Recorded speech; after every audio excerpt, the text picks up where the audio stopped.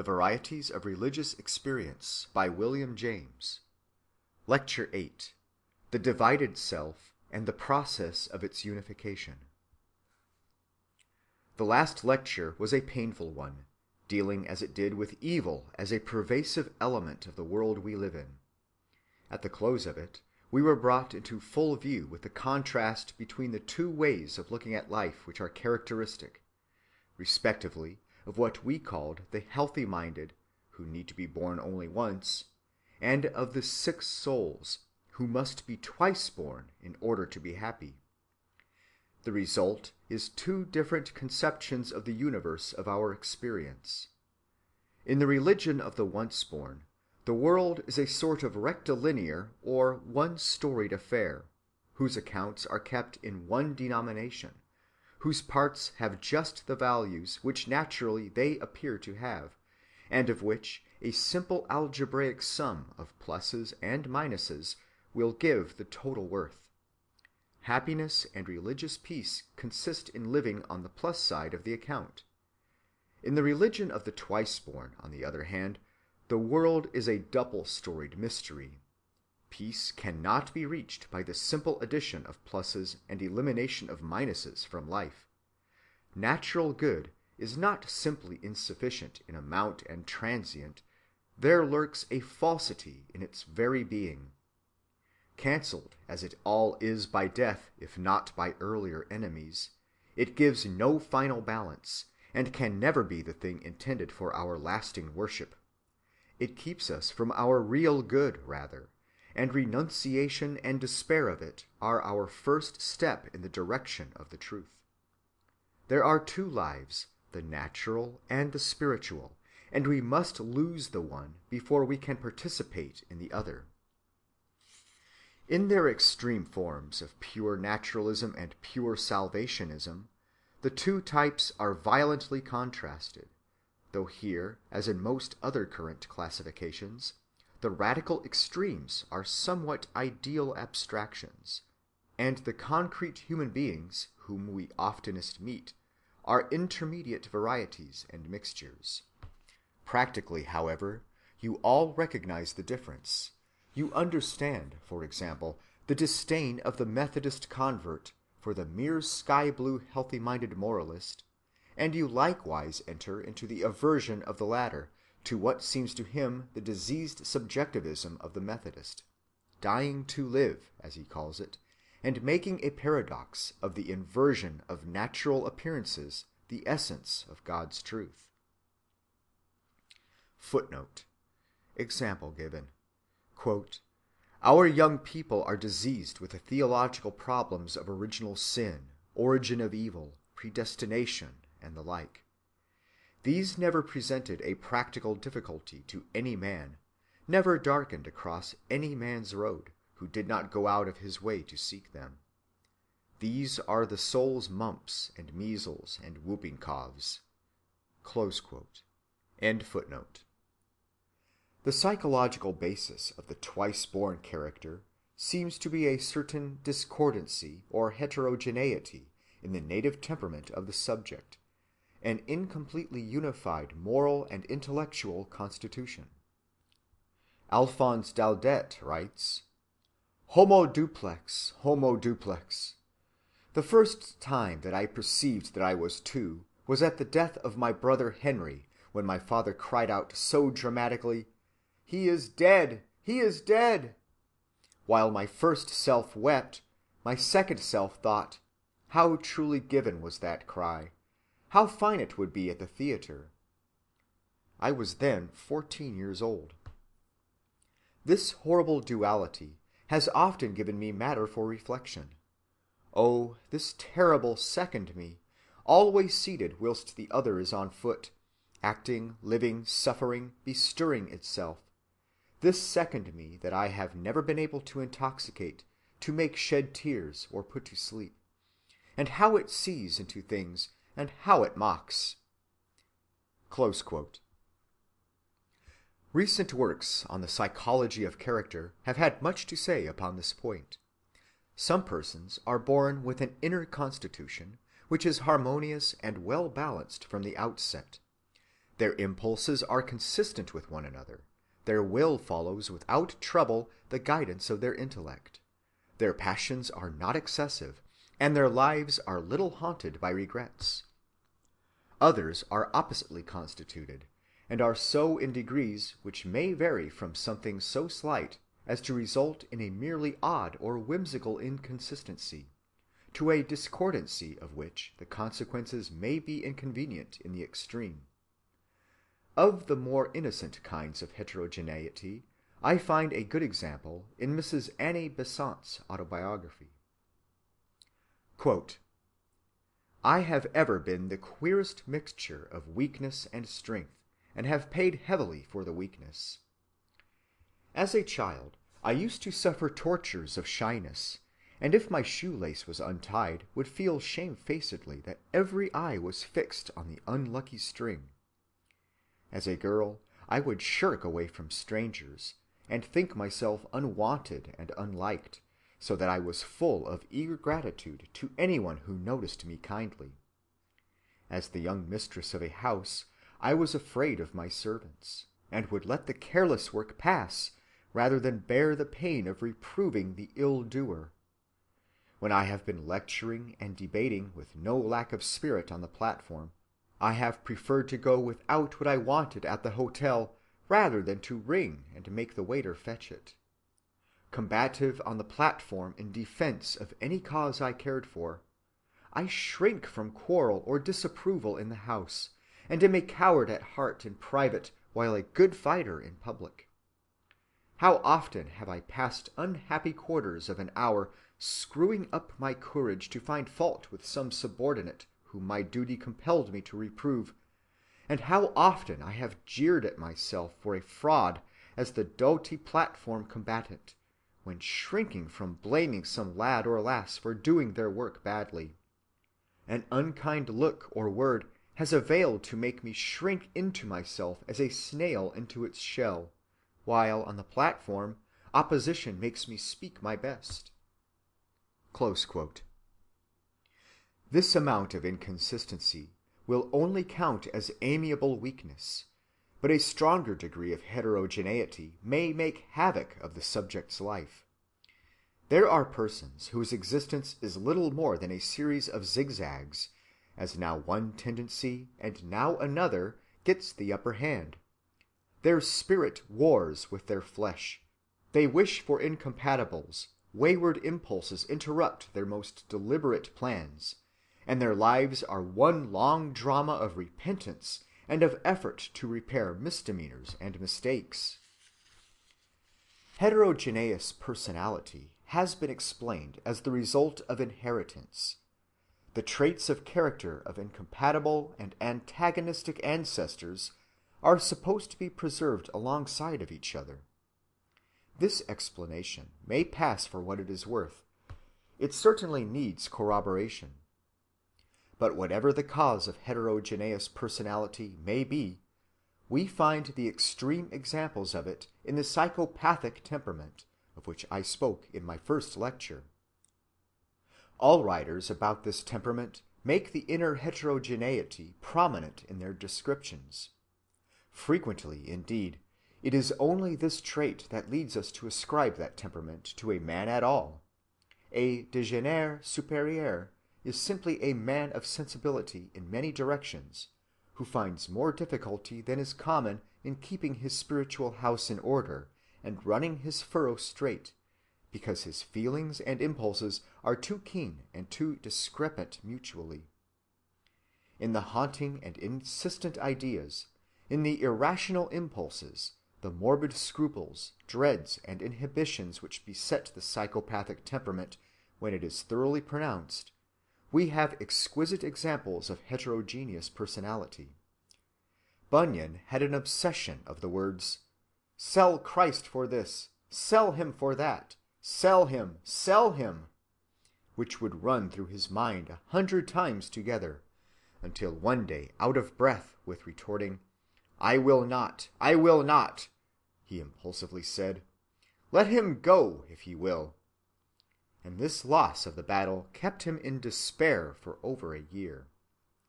The lives of the saints are full of such blasphemous obsessions, ascribed invariably to the direct agency of Satan. The phenomenon connects itself with the life of the subconscious self, so-called, of which we must ere long speak more directly.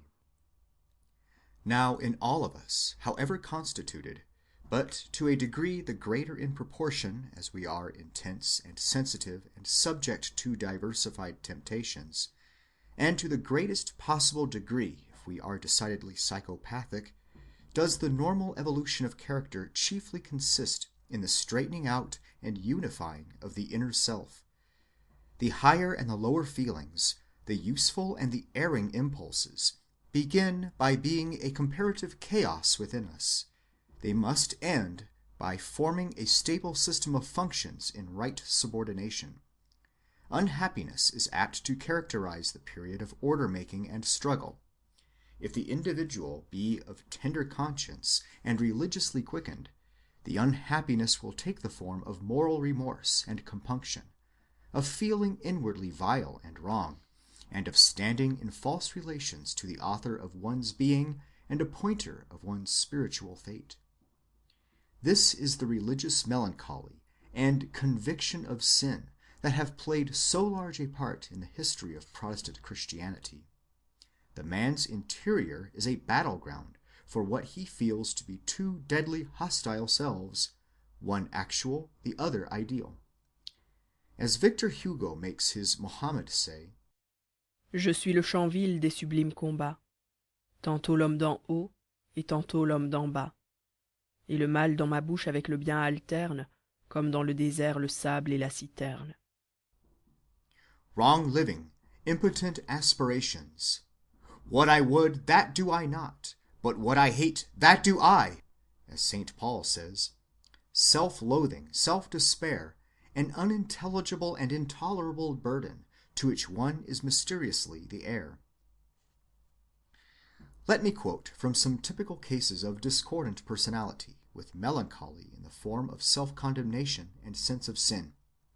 St. Augustine's case is a classic example. You all remember his half-pagan, half-Christian bringing up at Carthage, his emigration to Rome and Milan, his adoption of Manichaeism and subsequent skepticism, and his restless search for truth and purity of life, and finally how, distracted by the struggle between the two souls in his breast, and ashamed of his own weakness of will, when so many others whom he knew and knew of had thrown off the shackles of sensuality and dedicated themselves to chastity and the higher life, he heard a voice in the garden say, Sume, lege, and opening the Bible at random, saw the text, not in chambering and wantonness, etc., which seemed directly sent to his address and laid the inner storm to rest forever. Footnote. Louis Gourdon has shown by an analysis of Augustine's writings immediately after the date of his conversion, AD 386, that the account he gives in the Confessions is premature. The crisis in the garden marked a definitive conversion from his former self, but it was to the Neoplatonic spiritualism, and only a halfway stage towards Christianity. The later he appears not fully and radically to have embraced until 4 years more had passed. End footnote. Augustine's psychological genius has given an account of the trouble of having a divided self which has never been surpassed. Quote, the new will which I began to have was not yet strong enough to overcome that other will, strengthened by long indulgence. So these two wills, one old, one new, one carnal, the other spiritual, contended with each other and disturbed my soul. I understood by my own experience what I had read. Flesh lusteth against spirit, and spirit against flesh.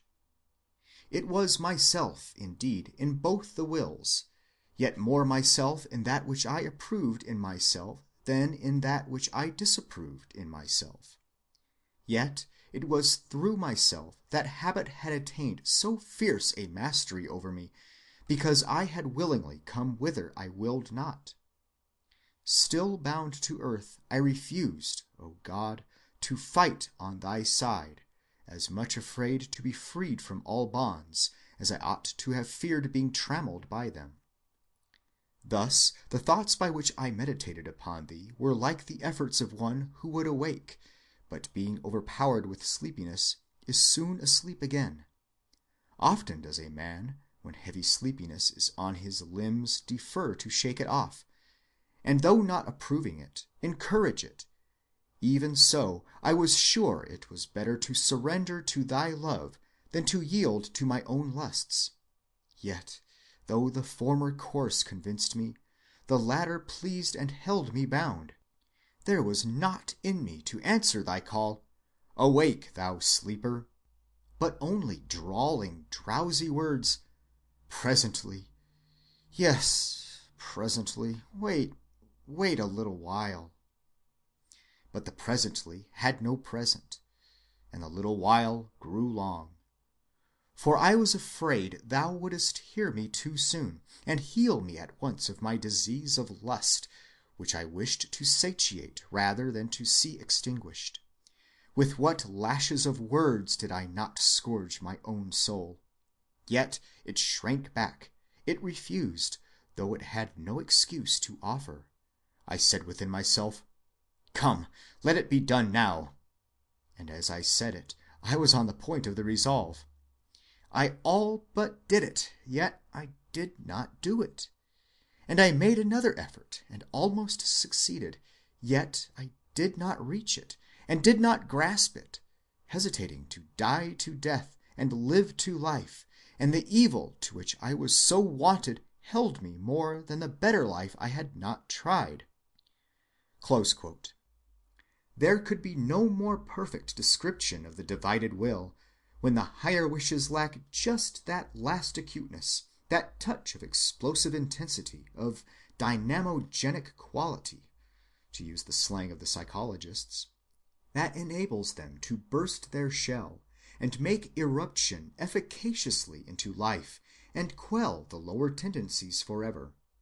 In a later lecture, I shall have much to say about this higher excitability. I find another good description of the divided will in the autobiography of Henry Alline, a Nova Scotian evangelist, of whose melancholy I read a brief account in my last lecture. The poor youth's sins were, as you will see, of the most harmless order, yet they interfered with what proved to be his truest vocation, so they gave him great distress. Quote, "I was now very moral in my life, but found no rest of conscience. I now began to be esteemed in young company, who knew nothing of my mind all this while, and their esteem began to be a snare to my soul, for I soon began to be fond of carnal mirth, though I still flattered myself that I did not get drunk, nor curse, nor swear. There would be no sin in frolicking and carnal mirth, and I thought God would indulge young people with some, what I called simple or civil, recreation. I still kept a round of duties, and would not suffer myself to run into any open vices, and so got along very well in time of health and prosperity. But when I was distressed or threatened by sickness, death, or heavy storms of thunder, my religion would not do, and I found there was something wanting, and would begin to repent my going so much to frolics. But when the distress was over, the devil and my own wicked heart, with the solicitations of my associates, and my fondness for young company, were such strong allurements, I would again give way, and thus I got to be very wild and rude. At the same time kept up my rounds of secret prayer and reading. But God, not willing I should destroy myself, still followed me with his calls, and moved with such power upon my conscience, that I could not satisfy myself with my diversions, and in the midst of my mirth sometimes would have such a sense of my lost and undone condition that I would wish myself from the company, and after it was over, when I went home, would make many promises that I would attend no more on these frolics, and would beg forgiveness for hours and hours. But when I came to have the temptation again, I would give way. No sooner would I hear the music and drink a glass of wine, but I would find my mind elevated and soon proceed to any sort of merriment or diversion that I thought was not debauched or openly vicious. But when I returned from my carnal mirth, I felt as guilty as ever, and could sometimes not close my eyes for some hours after I had gone to bed. I was one of the most unhappy creatures on earth.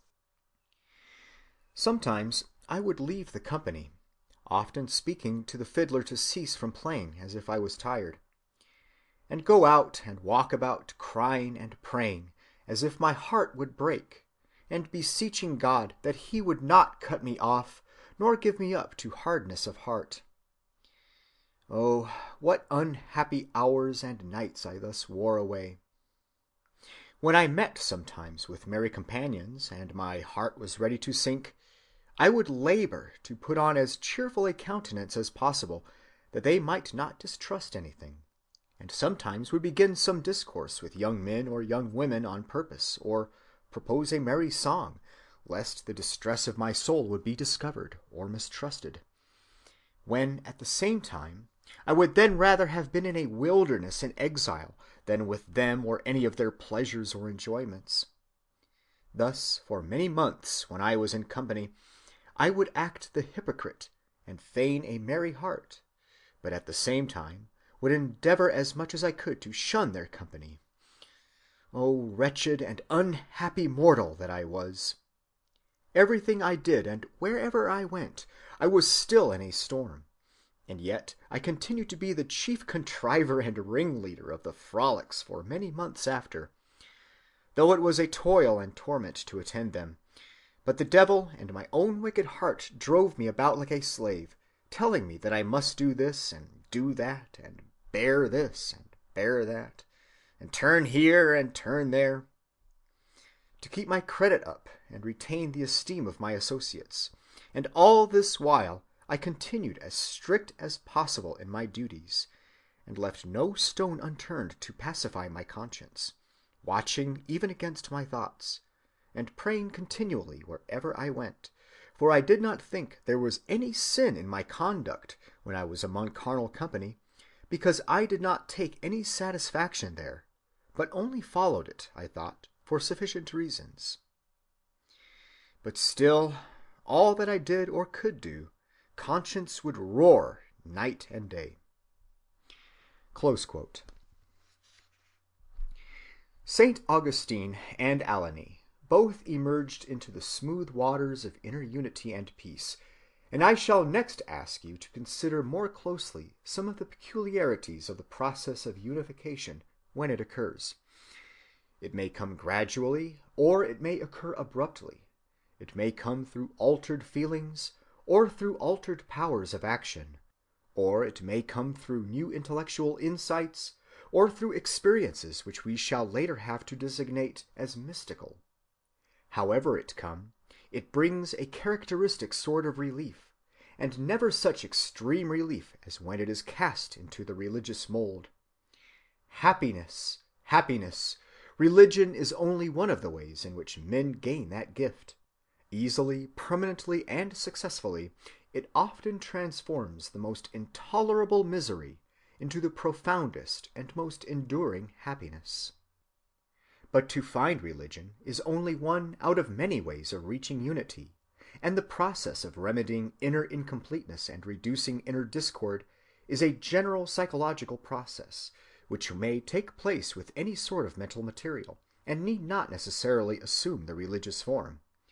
In judging of the religious types of regeneration which we are about to study, it is important to recognize that they are only one species of a genus that contains other types as well.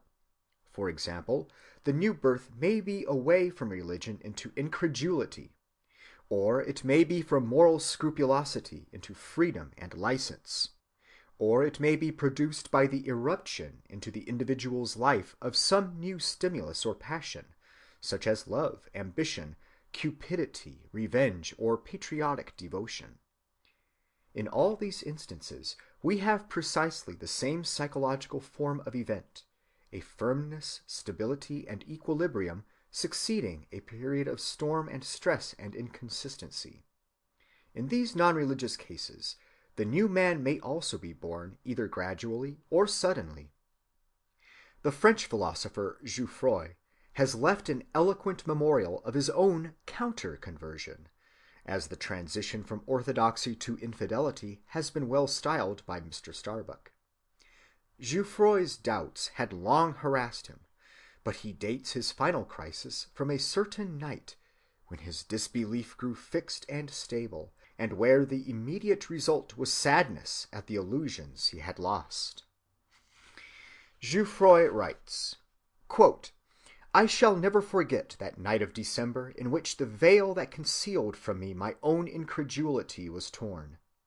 I hear again my steps in that narrow, naked chamber where, long after the hour of sleep had come, I had the habit of walking up and down. I see again that moon, half veiled by clouds, which now and again illuminated the frigid window-panes. The hours of the night flowed on, and I did not note their passage. Anxiously I followed my thoughts. As from layer to layer they descended towards the foundation of my consciousness, and scattered one by one all the illusions which until then had screened its windings from my view, made them every moment more clearly visible. Vainly I clung to these last beliefs, as a shipwrecked sailor clings to the fragments of his vessel. Vainly, frightened at the unknown void in which I was about to float, I turned with them towards my childhood, my country, my family, all that was dear and sacred to me. The inflexible current of my thought was too strong. Parents, family, memory, beliefs. It forced me to let go of everything. The investigation went on more obstinate and more severe as it drew near its term, and did not stop until the end was reached. I knew then that in the depth of my mind nothing was left that stood erect. This moment was a frightful one, and when towards morning I threw myself exhausted on my bed, I seemed to feel my earlier life, so smiling and so full, go out like a fire, and before me another life opened, somber and unpeopled, where in future I must live alone, alone with my fatal thought which had exiled me thither, and which I was tempted to curse. The days which followed this discovery were the saddest of my life." Close quote. Footnote. I add two other cases of counter-conversion, dating from a certain moment. The first is from Professor Starbuck's manuscript collection, and the narrator is a woman. Quote, "Away down in the bottom of my heart, I believe I was always more or less skeptical about God. Skepticism grew as an undercurrent all through my early youth, but it was controlled and covered by the emotional elements in my religious growth. When I was 16, I joined the church and was asked if I loved God. I replied yes, as was customary and expected. But instantly, with a flash, something spoke within me. No, you do not. I was haunted for a long time with shame and remorse for my falsehood and for my wickedness in not loving God, mingled with fear that there might be an avenging God who would punish me in some terrible way. At 19, I had an attack of tonsillitis. Before I had quite recovered, I heard told a story of a brute who had kicked his wife downstairs, and then continued the operation until she became insensible. I felt the horror of the thing keenly. Instantly this thought flashed through my mind. I have no use for a God who permits such things. This experience was followed by months of stoical indifference to the God of my previous life, mingled with feelings of positive dislike and a somewhat proud defiance of him. I still thought there might be a God. If so, he would probably damn me, but I should have to stand it.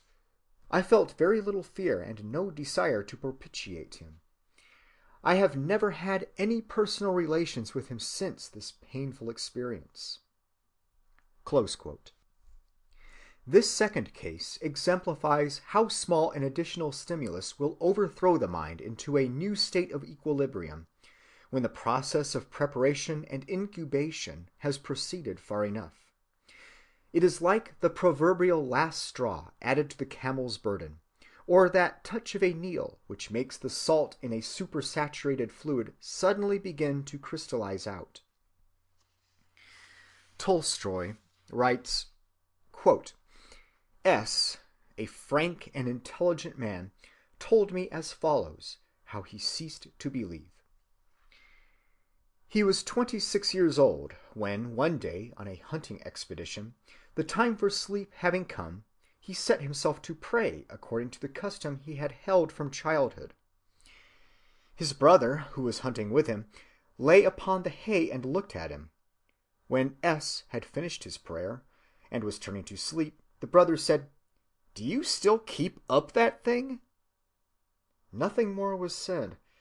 But since that day, now more than 30 years ago, S. has never prayed again. He never takes communion and does not go to church. All this, not because he became acquainted with convictions of his brother which he then and there adopted, not because he made any new resolution of his soul, but merely because the words spoken by his brother were like the light push of a finger against a leaning wall already about to tumble by its own weight. These words but showed him that the place wherein he supposed religion dwelt in him had long been empty, and that the sentences he uttered, the crosses and bows which he made during his prayer, were actions with no inner sense. Having once seized their absurdity, he no longer kept up with them." Close quote. End footnote. In John Foster's essay on Decision of Character, there is an account of a case of sudden conversion to avarice, which is illustrative enough to quote. Quote, "A young man, it appears, wasted in 2 or 3 years a large patrimony in profligate revels with a number of worthless associates who called themselves his friends, and who, when his last means were exhausted, treated him of course with neglect or contempt. Reduced to absolute want, he one day went out of the house with an intention to put an end to his life, but wandering a while almost unconsciously, he came to the brow of an eminence which overlooked what were lately his estates. Here he sat down, and remained fixed in thought a number of hours, at the end of which he sprang from the ground with a vehement, exulting emotion. He had formed his resolution, which was that all these estates should be his again. He had formed his plan, too, which he instantly began to execute. He walked hastily forward, determined to seize the first opportunity, of however humble a kind, to gain any money, though it were ever so despicable a trifle, and resolved absolutely not to spend, if he could help it, a farthing of whatever he might obtain. The first thing that drew his attention was a heap of coals shot out of carts on the pavement before a house. He offered himself to shovel or wheel them into the place where they were to be laid, and was employed. He received a few pence for the labor, and then, in pursuance of the saving part of his plan, requested some small gratuity of meat and drink, which was given to him.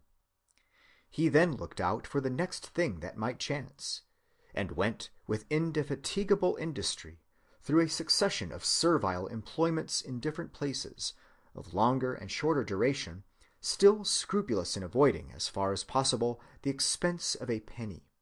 He promptly seized every opportunity which could advance his design, without regarding the meanness of occupation or appearance. By this method he had gained, after a considerable time, money enough to purchase in order to sell again a few cattle, of which he had taken pains to understand the value.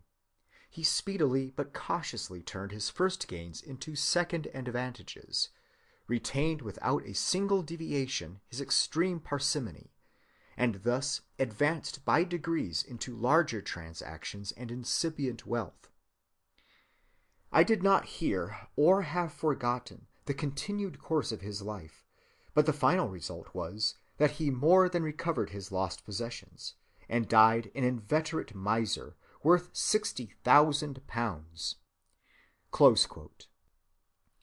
Footnote.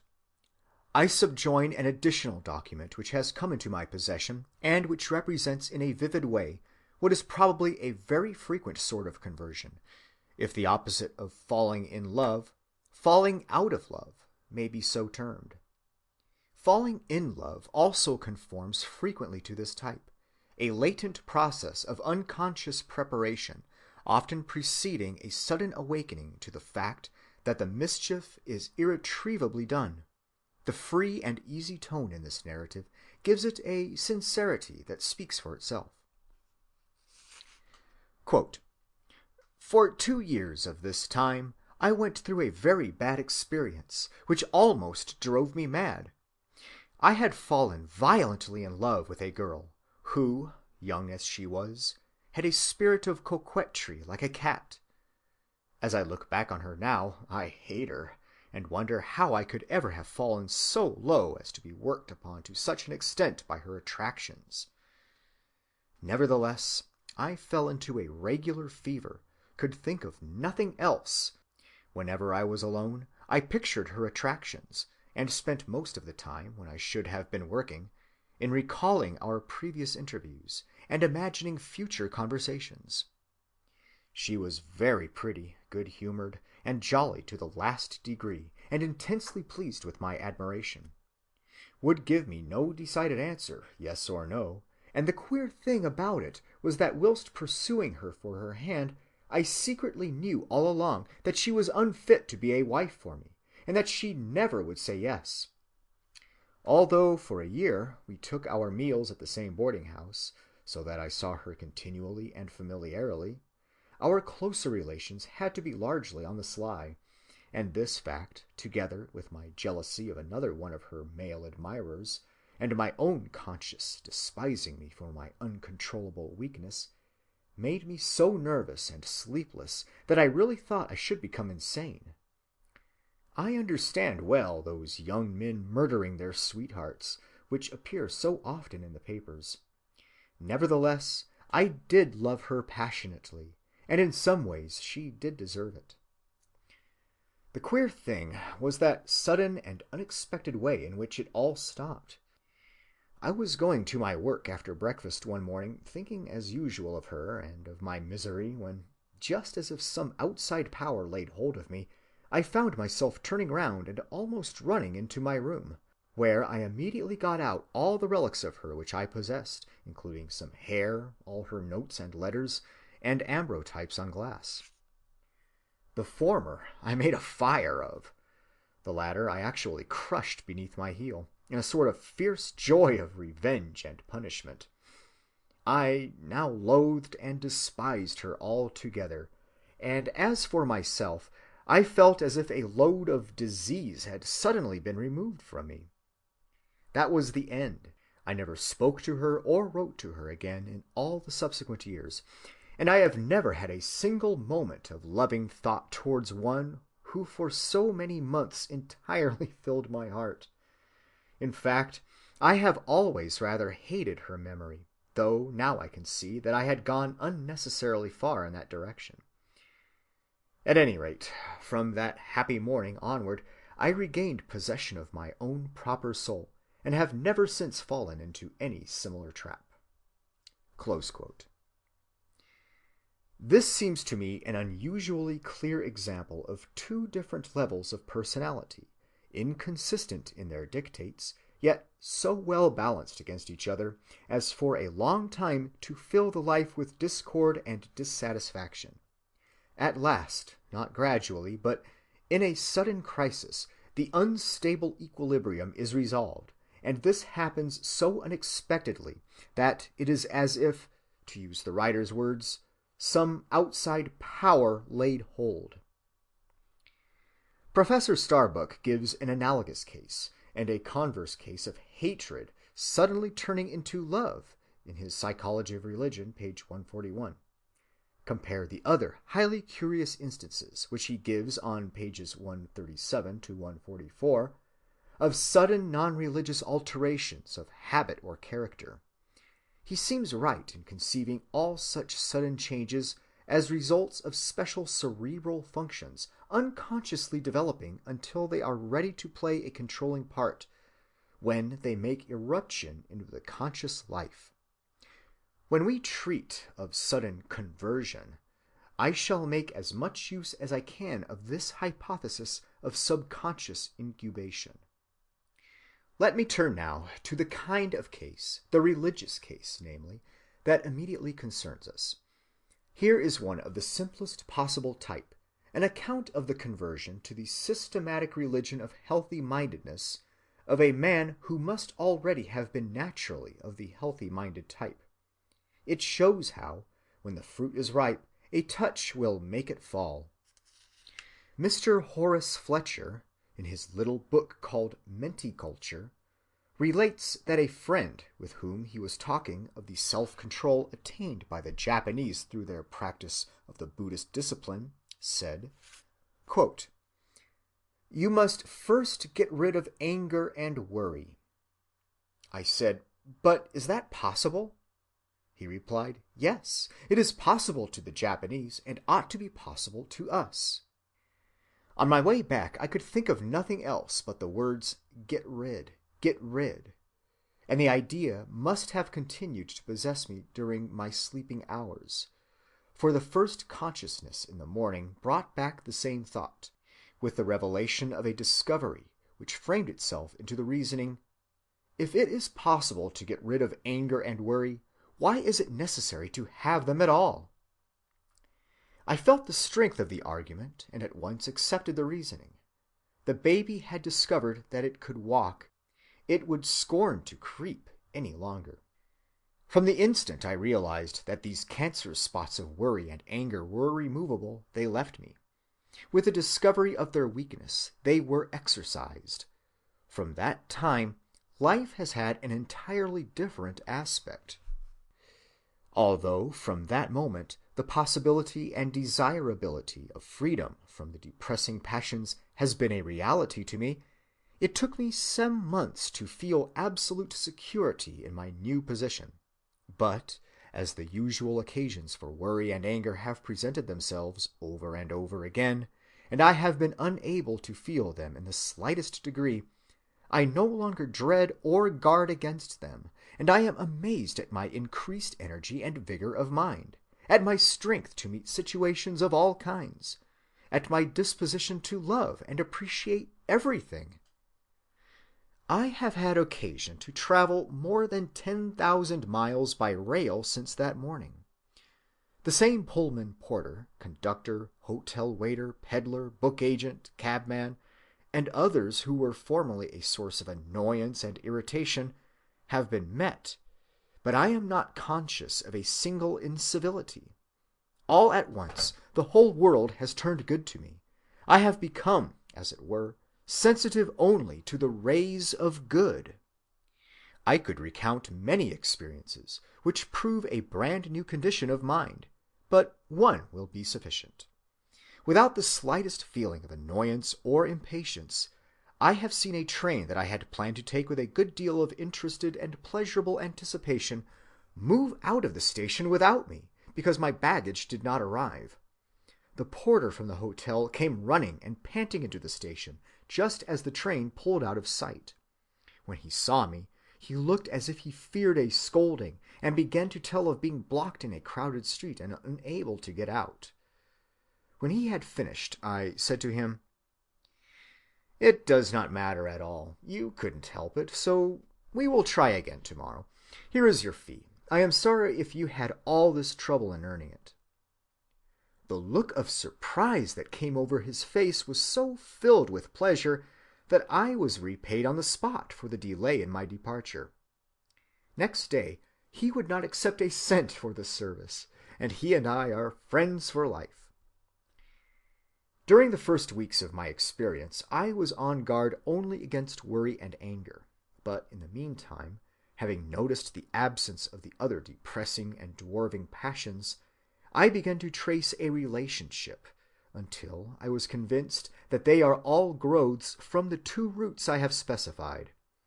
I have felt the freedom now for so long a time, that I am sure of my relation toward it, and I could no more harbor any of the thieving and depressing influences that once I nursed as a heritage of humanity than a fop would voluntarily wallow in a filthy gutter. There is no doubt in my mind that pure Christianity and pure Buddhism and the mental sciences of all religions fundamentally teach what has been a discovery to me, that none of them have presented it in the light of a simple and easy process of elimination. At one time I wondered if the elimination would not yield to indifference and sloth. In my experience, the contrary is the result. I feel such an increased desire to do something useful that it seems as if I were a boy again, and the energy for play has returned. I could fight as readily as and better than ever, if there were occasion for it. It does not make one a coward. It can't, since fear is one of the things eliminated. I notice the absence of timidity in the presence of any audience. When a boy, I was standing under a tree which was struck by lightning, and received a shock from the effects of which I never knew exemption until I had dissolved partnership with worry. Since then, lightning and thunder have been encountered under conditions which would formerly have caused great depression and discomfort, without my experiencing a trace of either. Surprise is also greatly modified, and one is less liable to become startled by unexpected sights or noises. As far as I am individually concerned, I am not bothering myself at present as to what the results of this emancipated condition may be. I have no doubt that the perfect health aimed at by Christian Science may be one of the possibilities, for I note a marked improvement in the way my stomach does its duty in assimilating the food I give it to handle, and I am sure it works better to the sound of a song than under the friction of a frown. Neither am I wasting any of this precious time formulating an idea of a future existence or a future heaven. The heaven that I have within myself is as attractive as any that has been promised or that I can imagine, and I am willing to let that growth lead where it will, as long as the anger and the brood have no part in misguiding it." Close quote.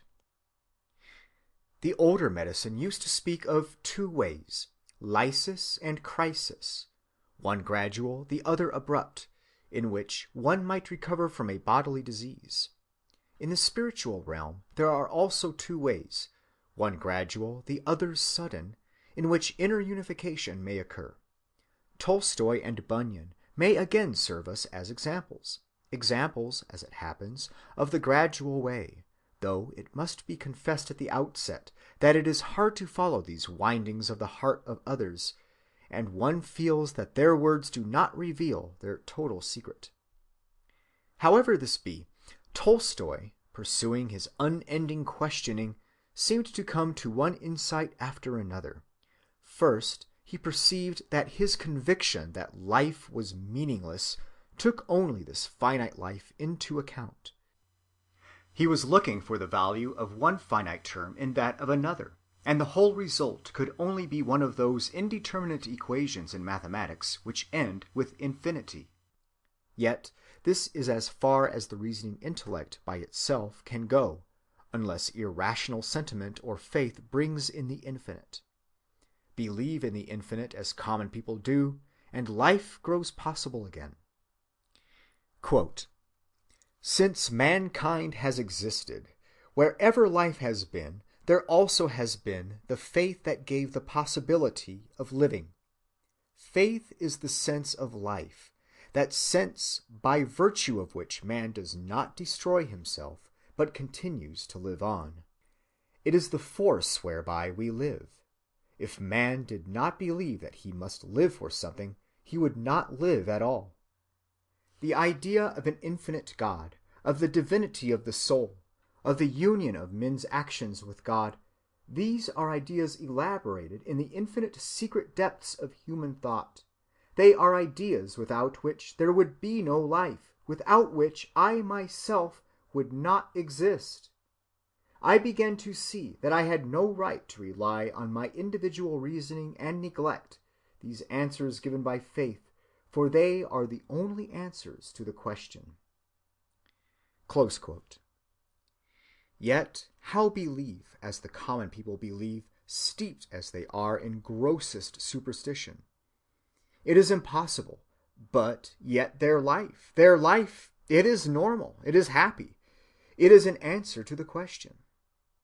Little by little, Tolstoy came to the settled conviction, he says it took him 2 years to arrive there, that his trouble had not been with life in general, not with the common life of common men, but with the life of the upper intellectual artistic classes, the life which he had personally always led, the cerebral life, the life of conventionality, artificiality, and personal ambition. He had been living wrongly and must change.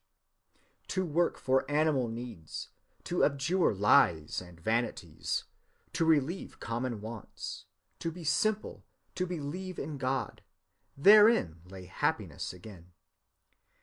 He says, quote, "I remember one day in early spring, I was alone in the forest, lending my ear to its mysterious noises.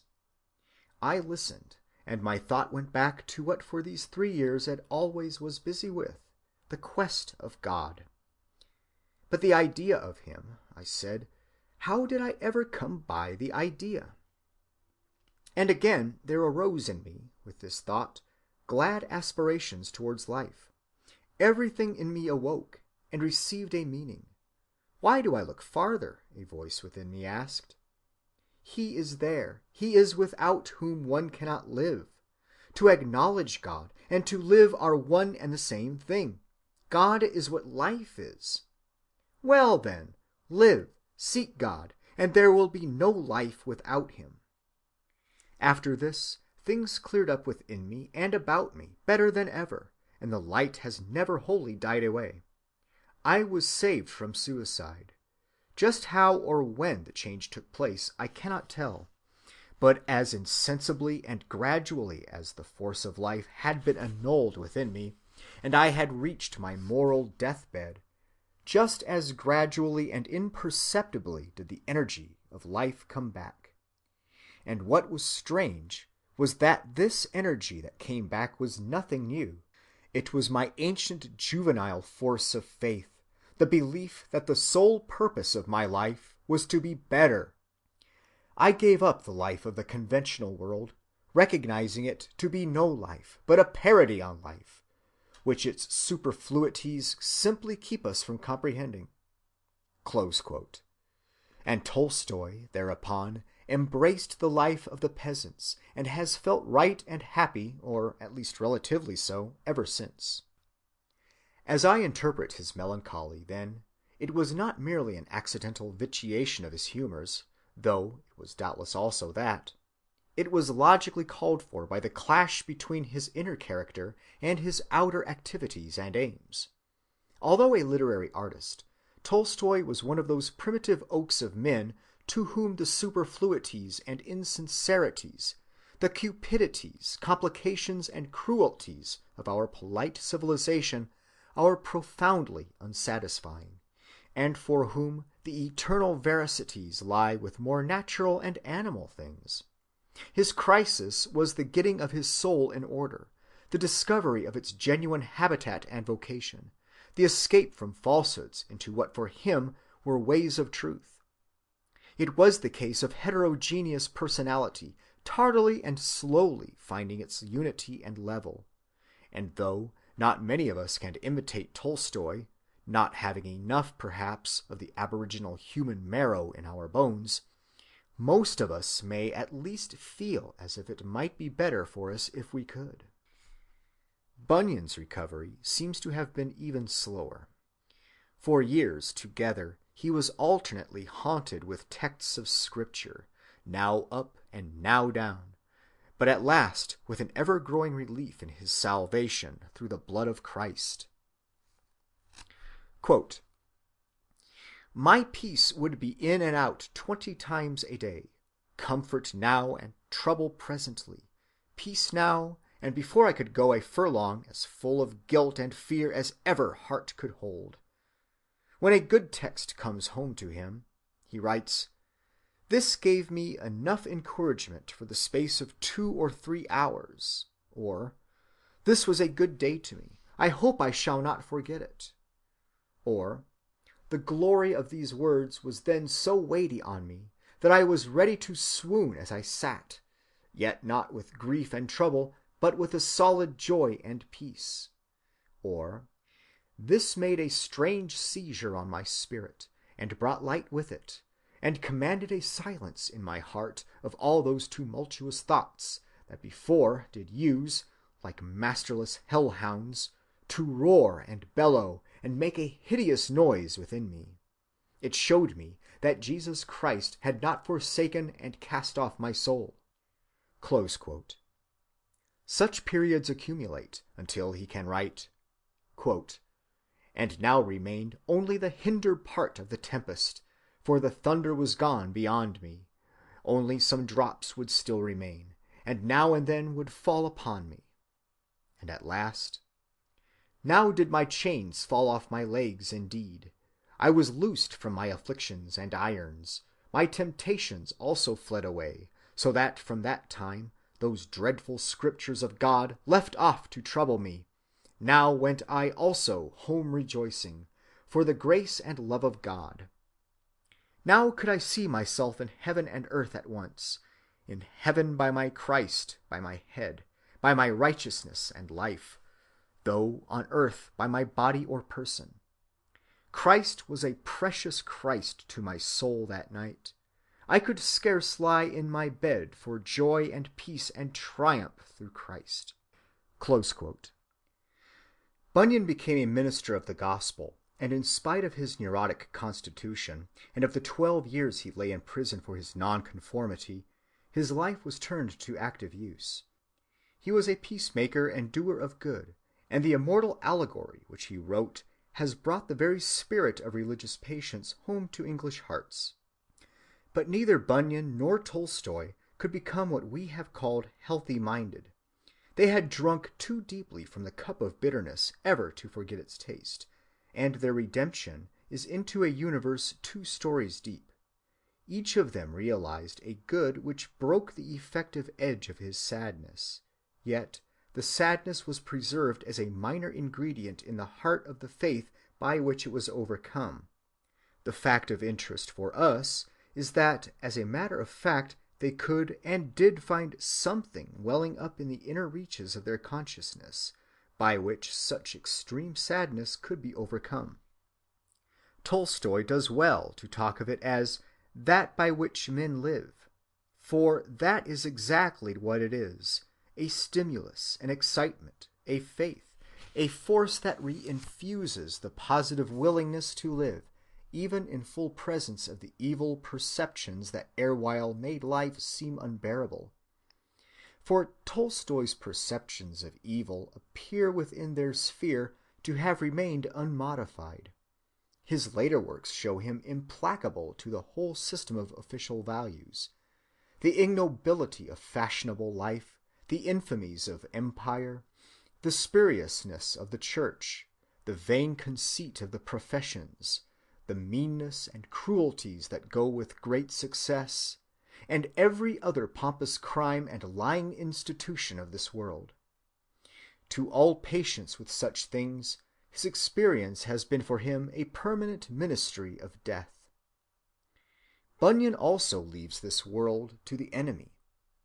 He says, quote, "I must first pass a sentence of death upon everything that can properly be called a thing of this life, even to reckon myself, my wife, my children, my health, my enjoyments, and all, as dead to me, and myself as dead to them, to trust in God through Christ as touching the world to come, and as touching this world, to count the grave my house, to make my bed in darkness, and to say to corruption, Thou art my father, and to the worm, Thou art my mother and sister. The parting with my wife and my poor children hath often been to me as the pulling of my flesh from my bones, especially my poor blind children, who lay nearer my heart than all I had besides. Poor child, thought I, What sorrow art thou like to have for thy portion in this world? Thou must be beaten, must beg, suffer hunger, cold, nakedness, and 1,000 calamities, though I cannot now endure that the wind should blow upon thee. But yet I must venture you all with God, though it goeth to the quick to leave you." The hue of resolution is there, but the full blood of ecstatic liberation seems never to have poured over poor John Bunyan's soul. These examples may suffice to acquaint us in a general way with the phenomenon technically called conversion. In the next lecture, I shall invite you to study its peculiarities and concomitants in some detail. End of Lecture 8.